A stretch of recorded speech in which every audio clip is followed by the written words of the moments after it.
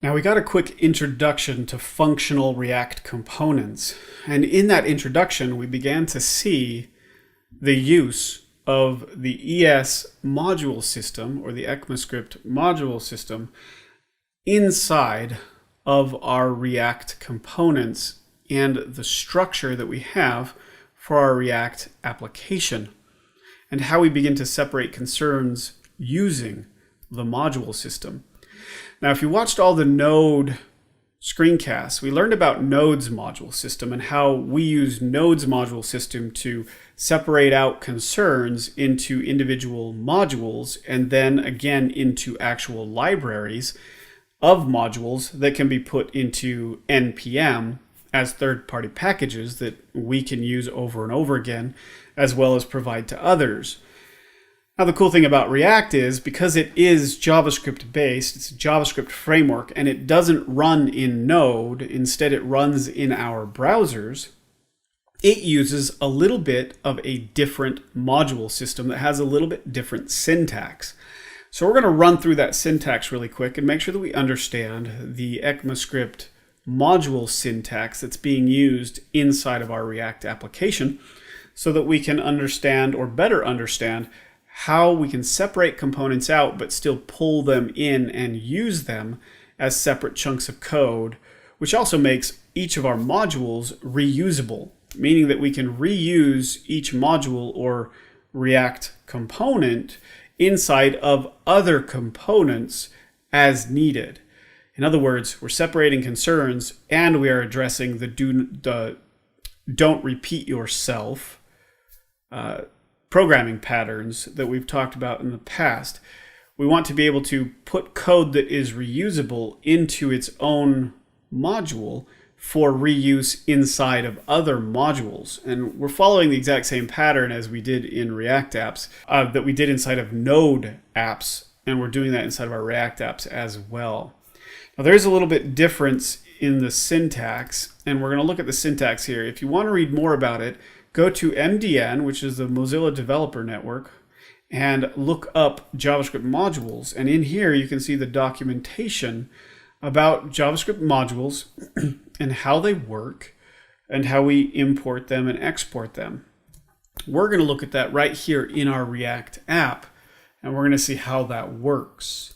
Now, again, the key focus of modules is separation of concerns. In other words, pulling out different blocks of code that manage different concerns within our application, code reuse, so not repeating ourselves, as well as optimization of module loading. In other words, how we load JavaScript into the browser matters, and it can speed up or slow down how fast our application loads in the browser. So modules allow us to also work through optimizations of how our JavaScript code loads. So let's go ahead and look at really quick. In our default Create React app, we haven't modified this at all. We're going to look at how modules work inside of our application.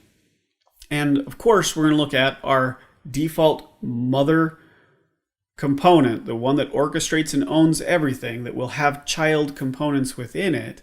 It is the app component. So we're going to open up our app.js and look at this component here.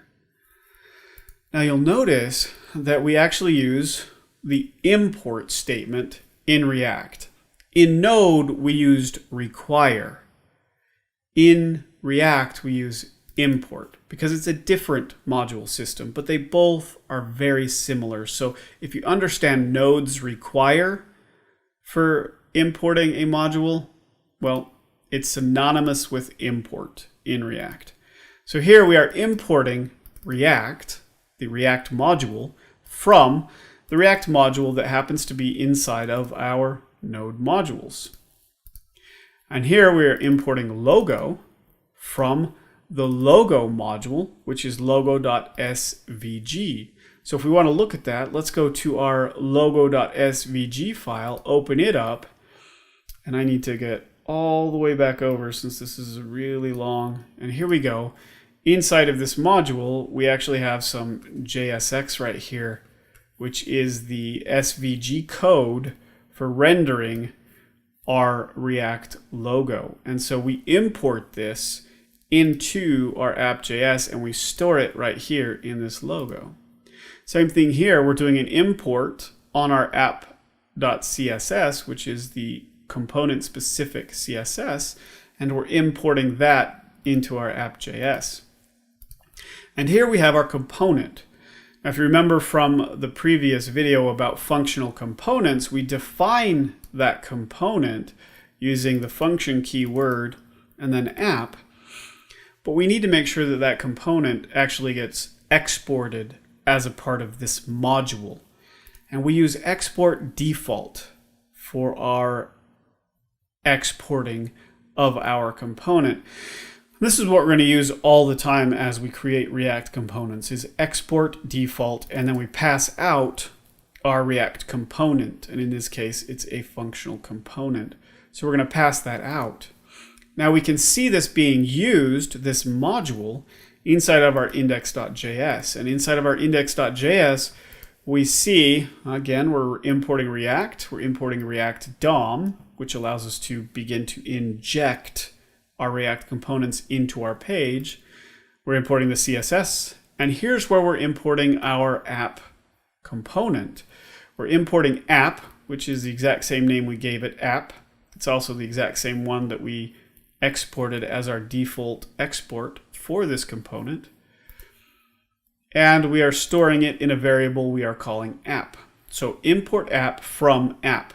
And again, when this module loads, its default export will be pushed into here and we'll have a reference to it. And then here we're importing that service worker, which we had down here. And then we're using the React DOM module to render the app component, which is right here. We're going to render that JSX, that app component, inside of our document, inside of this root element of our index.html right here.